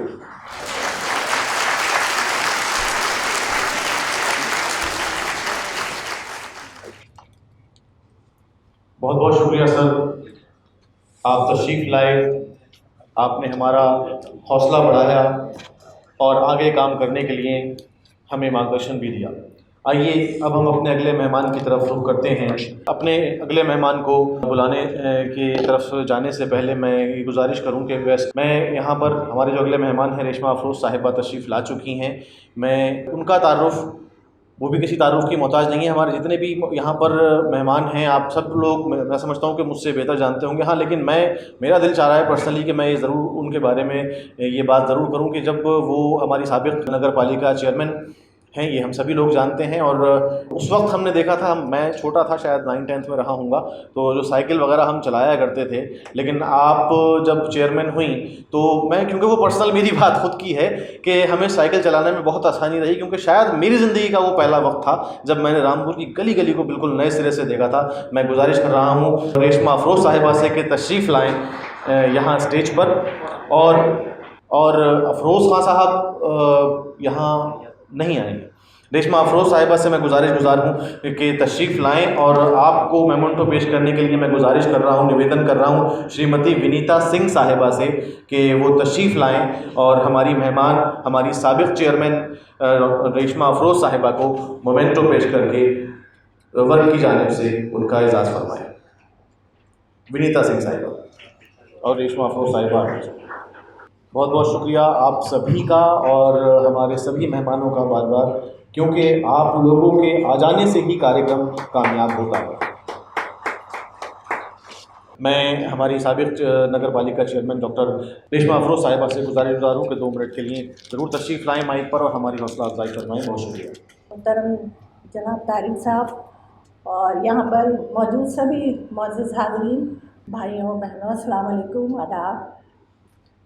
बहुत शुक्रगुज़ार हूँ मैं कि तारिक साहब ने यहाँ बुलाया, क्योंकि जबकि ख़ुद वो इतना अच्छा काम जो समाज के लिए और कर रहे हैं, और जो सोशल वर्क और जो उन्होंने सच्चा दीन जो सामने लाया है लोगों के सामने, कुरान का तर्जुमा करा के आज घर घर कुरान में तर्जुमा हो रहा है, हम घरों में सीख रहे हैं। इससे पहले हमें मालूम नहीं था कि कुरान पाक हम पढ़ रहे थे, लेकिन हमें पता नहीं था कि इसके तर्जुमे में अल्लाह ताला ने हमसे क्या कहा है। आज हमें मालूम है कि इंसानियत का जो पैगाम है वो कुरान पाक ने दिया है, और इंसानियत का हर मज़हब के बारे में जो बताया गया है कुरान में, और जो आयत है कि कुंतुम खैरा उम्मतिन, के जो इंसान अच्छे इंसान हैं वो इसलिए भेजे गए हैं कि बुराई को रोके और अच्छाई का पैगाम दें। तो तारिक साहब के लिए वो जो आयत है वो मुझे लगता है कि उन जैसे लोगों के लिए, और जो यहाँ समाज की सेवा कर रहे हैं, उन सभी लोगों को मेरा बहुत बहुत सलाम, और मैं शुक्रगुज़ार हूँ आपकी। एक बात इतनी थी जो कहते मैं कुरान शरीफ को दर्स हुआ करता था वीकली, हफ्तेवारी, हमारे यहाँ जहाँ मैं पहले रहता था वहाँ, अब जहाँ मैं अब भी रहता हूँ नीचे के हिस्से में एक कमरा था। उस कमरे के अंदर बहुत सी ख़वातीन आती थी, लेडीज़ आती थी, और बहुत फंस कर बैठी होती थी दूर तक नीचे फर्श के ऊपर एक कुर्सी पे बैठकर मैं कुछ चीज़ें कहता था। तो उसमें रेशमा बहन अक्सर आती थी, और कई दफ़ा मेरी नज़र इसलिए नहीं पड़ती थी, वैसे तो नज़र वैसे भी कम उठाता था मैं, लेकिन कई दफ़ा मैं इसलिए नहीं देख पाता था कि बिल्कुल चुपके चुपके सबसे पीछे जाके कोने में बैठा करती थी। कभी इन्होंने ये कोशिश नहीं की कि आगे आके प्रोमिनेंट वहाँ पर बैठ जाए कि कुरान का दर्स है, अल्लाह का कलाम है, तो उसके अंदर कोई अपनी ईगो नहीं हो। तो वो तब की बात मुझे याद है, आपने भी कुरान के हवाले से कही। बहुत शुक्रिया सर। और आइए मैं अपने अगले मेहमान से आपको रूबरू कराऊँ, और मैं दावत दे रहा हूं जनाब मनिंदर सिंह साहब को कि आप यहां स्टेज पर तशरीफ़ लाएं। मनिंदर सिंह साहब का मुख्तसर तारुफ ये है कि आप आकाशवाणी रामपुर में प्रसारण अधिकारी हैं, और इसी के साथ आपका जो शौक़ है, आपका जो जज्बा है वो समाज सेवा का है, गरीबों की मदद करने का है, बच्चों को उनकी तालीम के हवाले से जो आप मदद कर सकते हैं वो करने का है। यानी जिस तरीके से आप के लिए पॉसिबल होता है, आप सोसाइटी जी प्रसारण सहायक हैं आपने बताया, और जैसा कि मैंने कहा कि आप सोशल वर्क में बहुत एक्टिव रहते हैं। मैं राशिद खान साहब से गुजारिश करूंगा कि हमारे मनिंदर सिंह साहब जो हमारे मेहमान हैं उनको मोमेंटो पेश करके वर्क की जानिब से उनका एजाज़ फरमाएं। राशिद खान साहब, जनाब राशिद खान साहब से गुजारिश हूँ कि तशरीफ़ लाएं, अगर नहीं है तो आज़म शमसी साहब, मोहम्मद आज़म शमसी साहब से गुजारिश कर रहा हूँ कि आप तशरीफ़ ले आइए और हमारे मेहमान जनाब मनिंदर सिंह साहब को वर्क की तरफ से मोमेंटो पेश करके उनका शुक्रिया अदा फरमाएं और उनको ये एजाज़ के तौर पर मोमेंटो पेश फरमाएं। बहुत बहुत शुक्रिया हमारे मेहमान मनिंदर सिंह साहब का कि आपने अपना कीमती वक्त हमें दिया, और मोहम्मद आज़म शमसी साहब का कि आप हमारे बुलावे पर आपने जहमत फरमाई, हमारे मेहमान को मोमेंटो पेश करने में हमारी मदद फरमाई। और अब मैं अपने अगले मेहमान की तरफ बहुत सीनियर उस्ताद हमारे शहर के, जिन्होंने हामिद इंटर कॉलेज से हाई स्कूल किया, उसके बाद गवर्नमेंट रज़ा पीजी कॉलेज से बीएससी किया, 1965-1968 बैच के में आपने जो है बीएससी किया, उसके बाद सुंदरलाल इंटर कॉलेज में फ़िज़िक्स के टीचर रहे। फजलुर रहमान इस्लामिया कॉलेज से आपने फ़िज़िक्स में लेक्चरशिप करते थे, और उसके बाद आपने 1981 में नाइजीरिया में स्टेट एजुकेशन डिपार्टमेंट ज्वाइन किया। मैं गुज़ार हूँ जनाब शुजाउर रहमान शमसी साहब से कि आप तशरीफ़ लाएँ स्टेज पर, और परवेज़ खान साहब से गुजारिश कर रहा हूँ कि आप सर को वर्क की जानिब से मोमेंटो पेश करके हमारी मदद फरमाएं, और उनको ये एजाज़ के तौर पर वर्क की जानिब से वर्क का मोमेंटो आज के इस 38 फाउंडेशन डे के मौके पर पेश फरमाएं। जनाब परवेज़ खान साहब। यहाँ सिर्फ 4 स्टेप थे और जाहिर है कि आपने कितनी तकलीफ उठाई, आपने तो ये नज़रों के सामने आ गया। और कितने स्टेप्स चढ़कर यहाँ तक आए, मैं शुक्रगुजार हूँ इसके लिए ख़ास तौर से। यहाँ ऊपर तक कैसे आप आए होंगे इसका अंदाज़ा इससे कर सकते हैं।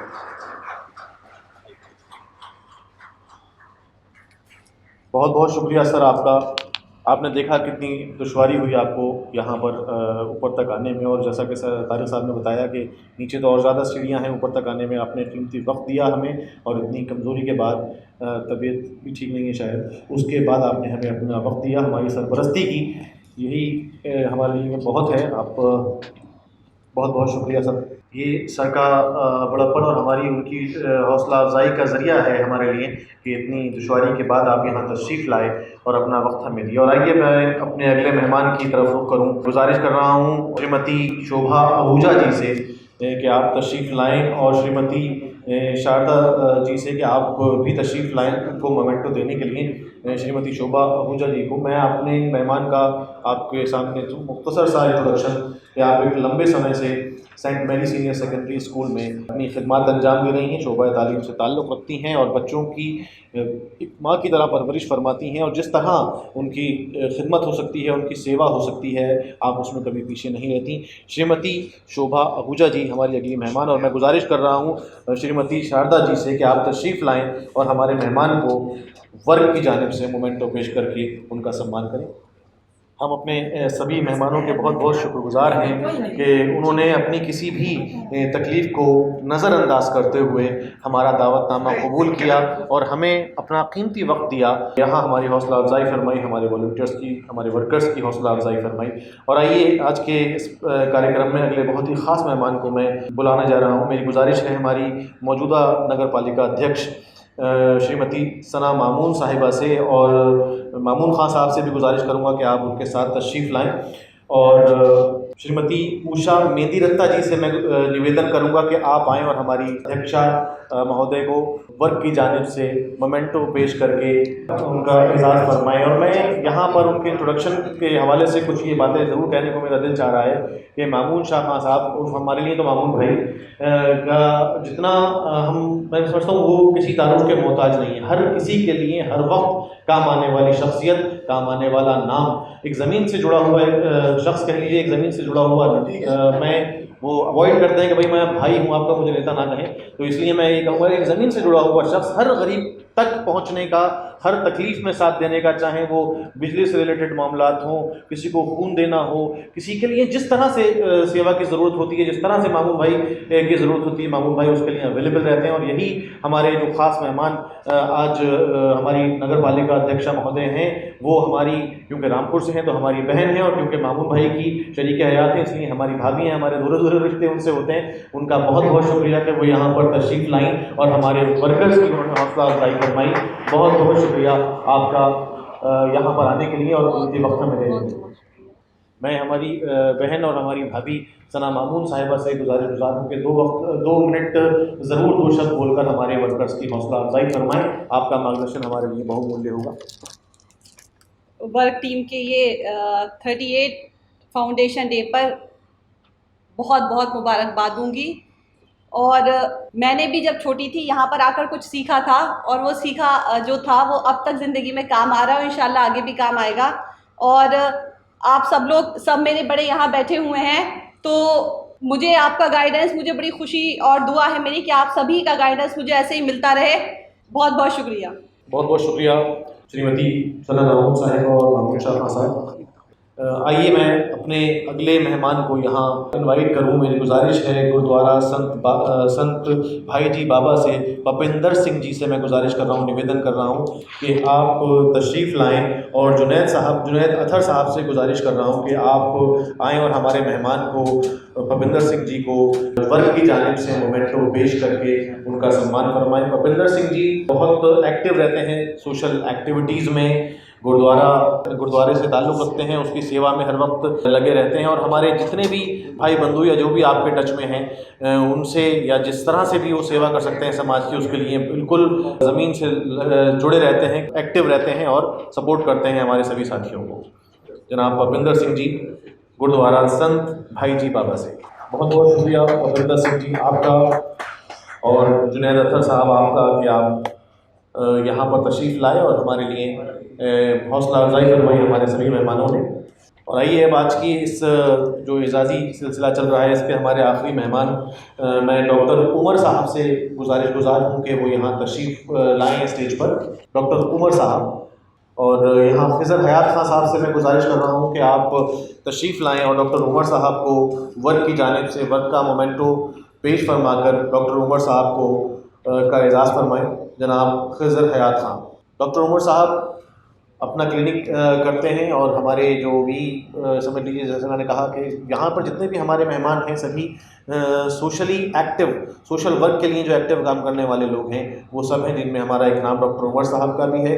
गरीब जो हमारे पेशेंट होते हैं उनके साथ काफ़ी रियायत और दवा अपने पास से देना ये आपका एक आम समझ लीजिए तरीक़ाकार है। और आप यहाँ हमारे गरीब पेशेंट्स जो भी रामपुर के हैं उनकी बहुत खिदमत करते हैं। आपका डॉक्टर उमर साहब बहुत बहुत शुक्रिया, और खिज़र हयात खां साहब आपका बहुत बहुत शुक्रिया कि आप यहाँ तशरीफ़ लाए और हमारे इस कार्यक्रम को आपने सफल बनाया। और आइए मैं माज़रत के साथ एक नाम बीच में स्किप कर गया, और हमारे सबसे मोहतरम उस्ताद और रामपुर के ये समझिए कि जितने लफ्ज़ उनके लिए बोले जाएँ, जितने अल्फाज अदा किए जाएँ कम होंगे, जिन्होंने अपनी न सिर्फ शोबा तालीम से आपका ताल्लुक़ है बल्कि जिस तरह से बच्चों को PhD में गाइडेंस की ज़रूरत हो, फ़िक्री तौर पर, अमली तौर पर, माली तौर पर, अपनी जहाँ तक मैं जानता हूँ कि अपनी तनख्वाह और अपनी पेंशन तक का काफ़ी बड़ा हिस्सा हमारे बच्चों की परवरिश में, हमारे जो स्टूडेंट्स हैं उनकी परवरिश में उनके उसके लिए खर्च कर देते हैं, ज़रूरत के लिए खर्च कर देते हैं। मेरी मुराद है प्रोफेसर हसन अहमद निज़ामी साहब से बसद खुलूस गुजारिश कर रहा हूँ, बसद एहतराम गुजारिश कर रहा हूँ कि आप स्टेज पर तशरीफ़ लाएँ, और मोहम्मद आसिम साहब से मैं गुजारिश कर रहा हूँ कि तशरीफ़ लाएँ और उस्ताद मोहतरम को वर्क की जानिब से ये मोमेंटो पेश फरमा कर हमें शुक्रिया का मौका दें। जनाब मोहम्मद आसिम साहब प्रोफेसर हसन अहमद निज़ामी साहब को मोमेंटो पेश करने के लिए। फसाहत अली खां साहब से गुजारिश कर रहा हूँ कि आप तशरीफ़ ले आइए। फसाहत अली खां साहब आप तशरीफ़ ले आइए और प्रोफेसर हसन अहमद निज़ामी साहब को वर्क की जानिब से मोमेंटो पेश फरमा कर हमें शुक्रिया का मौका दें। जनाब फसाहत अली खां। इस सिलसिले के बाद हमारा अगला कार्यक्रम है जो सीनियर बच्चों की तरफ से प्रेजेंट होगा। हमारे बच्चों से मैं गुजारिश कर रहा हूँ कि आप लोग तैयार रहें। बहुत बहुत शुक्रिया सर। आप देख पा रहे हैं, मैं पर्सनली चश्मा सर के रहता हूँ तो बड़ी तबीयत की ठीक नहीं चल रही है आजकल। उसके बाद सीढ़ियाँ चढ़ कर के आना ये बड़ा समझ लीजिए, जितनी हम शुक्रिया अदा करें अपने मेहमानों का, अपने असातिज़ा का, ये कम होगा। आप हर प्रोग्राम की अगर रामपुर में होते हैं ज़रूर सरपरस्ती फरमाते हैं, यहाँ से हो या कहीं पर भी कोई उन्हें बुलाता है। अगर रामपुर होते हैं तो सर ज़रूर प्रोग्राम की सरपरस्ती फरमाते हैं। जैसा कि मैंने कहा कि हर वक्त एक्टिव, रिटायरमेंट के बाद भी काफ़ी टाइम हो गया सर रिटायर हो गए, लेकिन आज भी एक्टिव हैं और पूरी तरह स्टूडेंट्स के लिए हर वक्त मौजूद रहते हैं। मैं सर से बहुत अदब के साथ गुजारिश कर रहा हूँ कि हमारे वर्कर्स के लिए हौसला अफजाई के लिए 2 शब्द कहें। मोअज़्ज़ज़ हाज़रीन इकराम और तारिक अब्दुल्ला साहब, मैं समझता हूँ कि मैंने ऐसी कोई खिदमत नहीं की है, लेकिन आपने ये महसूस किया और मुझे इतने बड़े एजाज़ से मैं समझता हूँ कि ये इदारा इतना बड़ा इदारा है कि जो दुनिया में मिसाल बनने जा रहा है। फिलहाल हमारे हिंदुस्तान में है ही, तो दूर दराज तक आपके तमाम कामों से मैं वाकिफ़ इस वक्त भी हुआ, इससे पहले भी हुआ। तो ये बहुत बड़ा इदारा है। ये कोई एजाज़ दे तो ये कुछ कम नहीं है। जितने और छोटे मोटे एजाज़ मिले मैं समझता हूँ कि उनमें सबसे मुमताज़ ये है क्योंकि ऐसे लोग जो खुदाई खिदमतगार हैं वो मुझे इस काबिल समझने की बहुत बड़ी बात है। मैं इस इदारे की हमाजहती तरक्की और बहुत सी तरक्की के लिए बहुत दुआ करता हूँ। अल्लाह ताला कामयाब करे, और जो असल मिशन है कि दिलों को जोड़ने का, वो इस वक्त सबसे अहम है। अल्लाह ताला तौफीक दे कि सब लोग एक दूसरे को अपना भाई समझें, और ये जो इस बंधुत्व का पैगाम है ये आम हो जाए तो सब इसको महसूस करने लगे। और मैं समझता हूँ कि इन कोशिशों से रफ्ता रफ्ता ऐसा होगा और ज़रूर वो सच हुआ है जिसकी तमन्ना की जा रही है। बहुत बहुत शुक्रिया सर। आपने इतनी अपनी तबीयत ठीक ना होने के बावजूद और दुश्वारी के बावजूद आप यहाँ पर आए, ऊपर चढ़कर आना, यहाँ पर सरपरस्ती करना, ये कोई मामूली बात नहीं है। जितना शुक्रिया अदा करें आपका उतना कम है। और जैसा कि मैंने अभी अर्ज़ किया था कि अब हमारी अगली जो प्रस्तुति है वो हमारे जो बड़े बच्चे हैं, अभी आपने एक प्रस्तुति देखी, हमारे छोटे बच्चों ने वर्क का मैसेज आपको अब तक दिया, और अब हमारे ये सीनियर बच्चे, हमारे बड़े बच्चे आपको वर्क का मैसेज देने के लिए वर्क की तरफ से यहाँ पर मौजूद हैं। मैं अपने सभी बच्चों को आमंत्रित करता हूँ, निवेदन करता हूँ, बुलावा देता हूँ कि वो स्टेज पर तशरीफ लाएं और अपना प्रोग्राम प्रेजेंट करें।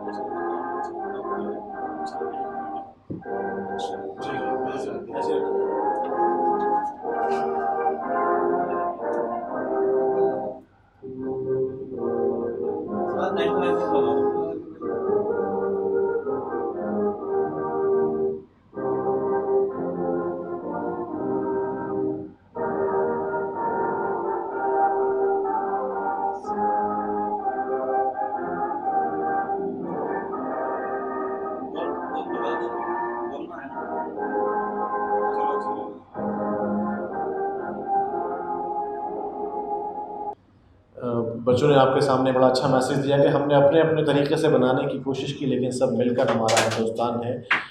यही हमारे देश की खूबसूरती है। और अब आइए, हमारे प्रोग्राम आज के लगभग सब पूरे होते हैं। मैं आप सबके शुक्रिया अदा करने के लिए, वोट ऑफ थैंक्स के लिए बहुत अदब के साथ, एहतराम के साथ गुजारिश कर रहा हूँ जनाब अब्दुल्ला तारिक साहब से कि तशरीफ़ लाएँ और आज के हमारे इस प्रोग्राम में सभी हमारे मेहमानों का, हमारे वॉलंटियर्स का, हमारे बच्चों का जिन्होंने यहाँ पर प्रस्तुतियाँ दी हैं, उन सबके लिए हौसला, उनकी सबकी हौसला अफजाई फरमाएँ और वोट ऑफ थैंक्स यहाँ पर प्रेजेंट करें।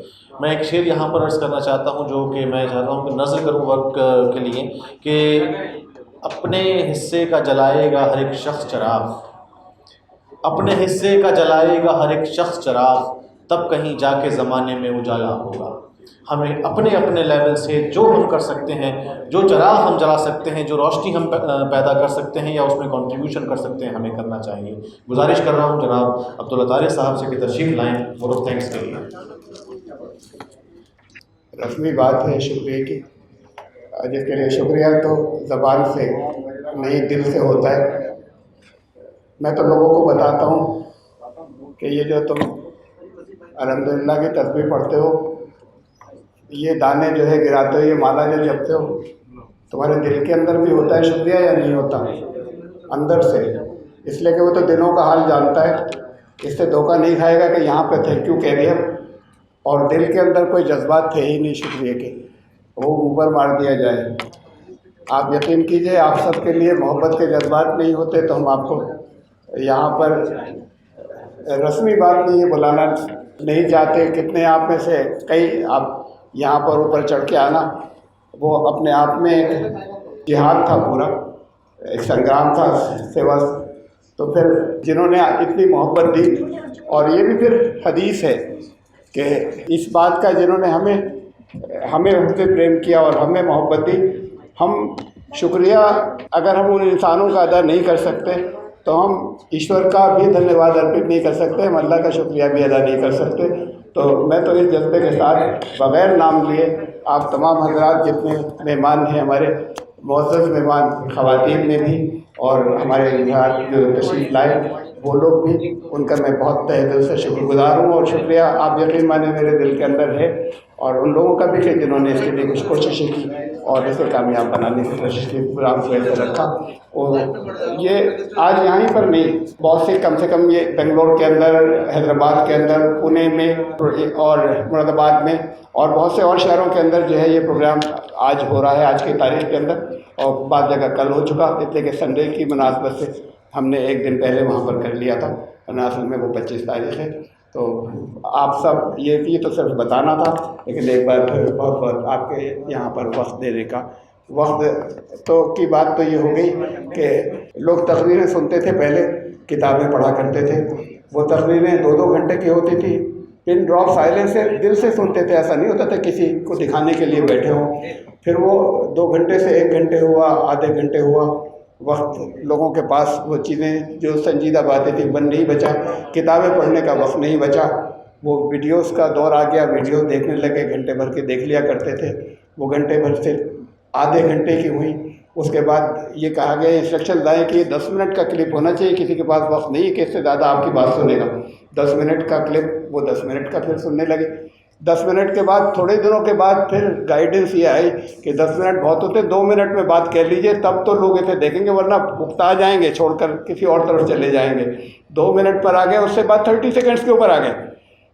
इसके उस 30 सेकंड से ज़्यादा को बर्दाश्त नहीं कर सकते।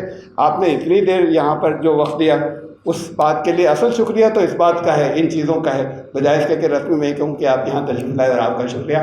तो फिर एक बार वाकई ईमानदारी के साथ में आप सबका बहुत बहुत शुक्रगुजार हूँ। अब वो आखिरी यानी प्रोग्राम तो आखिर हो चुका, शुक्रिया के बाद नेशनल एंथम वो तो म्यूज़िक थी और उसका हिस्सा था, असल में तो अब हम सब अदब के साथ खड़े हो सकते हैं नेशनल एंथम के लिए।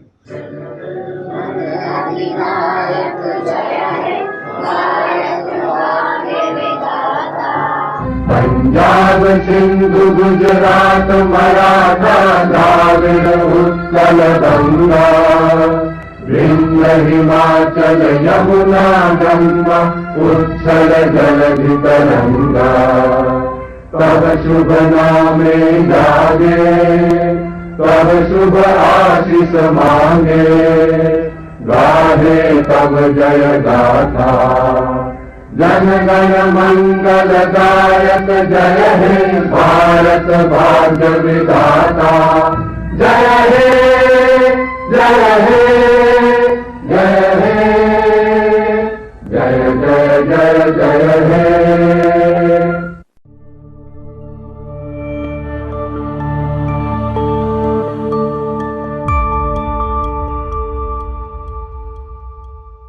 Subscribe the channel and press the bell icon to get an update.